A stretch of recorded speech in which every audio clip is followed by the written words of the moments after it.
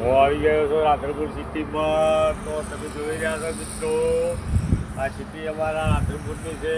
રંગીલા રાધનપુર ખૂબ સરસ અને મોટો અને જબરજસ્ત. અત્યારે આ રાધનપુરને જિલ્લાનું પ્રમોશન મળે એટલું વિશાળ સંખ્યામાં વસી રહ્યું છે. તો મારું એવું કહેવું છે કે જરૂર મારા રાધનપુરને જિલ્લાનો દરજ્જો મળવો પડે મિત્રો. અને વારંવાર રજૂઆત કરવામાં આવે છે, સતત જિલ્લો બનતો નથી. અને આજથી લગભગ 25 વર્ષ પહેલાં શંકરસિંહ વાઘેલાએ કીધું કે હું જિલ્લો બનાવીએ છીએ. પછી કેટલાય ધારાસભ્યો આવી ગયા કે જિલ્લો બનાવવી પડે.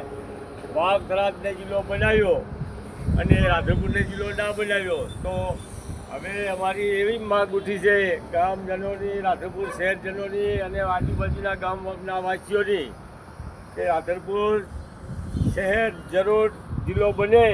અને મધ્યમ સેન્ટરમાં આવેલું છે, ચારે બાજુ ખૂબ ગામડા અને નાના મોટા શહેરો વસેલા છે. તો રાધનપુર જિલ્લો બને એવી માંગ ઉઠી છે. તો જરૂર રાધનપુર જિલ્લો બનવો પડે. તો તમે જોઈ રહ્યા છો મિત્રો, આ નેશનલ હાઈવે. તો નેશનલ હાઈવે કચ્છ બાજુ જાય, આ બાજુ પાલનપુર, હારીજ અને અમદાવાદ આમ પણ જાય ભાભર બાજુ. તો રાધનપુર જિલ્લો બનવો એવી મારી માંગ છે. તો જરૂર જિલ્લો બનવો પડે મિત્રો. તો આ અમારા રાધનપુરને તમે જોઈ રહ્યા છો, ચારે બાજુ ખૂબ વિશાળ એવું સિટી છે અને સિટી ખૂબ સરસ છે. તો જરૂર અમારું રાધનપુર જિલ્લો બનવો પડે.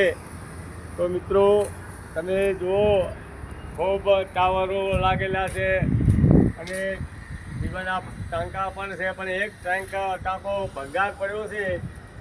તો એને મહેરબાની કરી અને જરૂર તોડી પાડશો તો વસ્તીને હાનિ ના પહોંચે. આવી મારી પણ રજૂઆત છે મિત્રો. તો જય હિન્દ, જય ભારત માતા.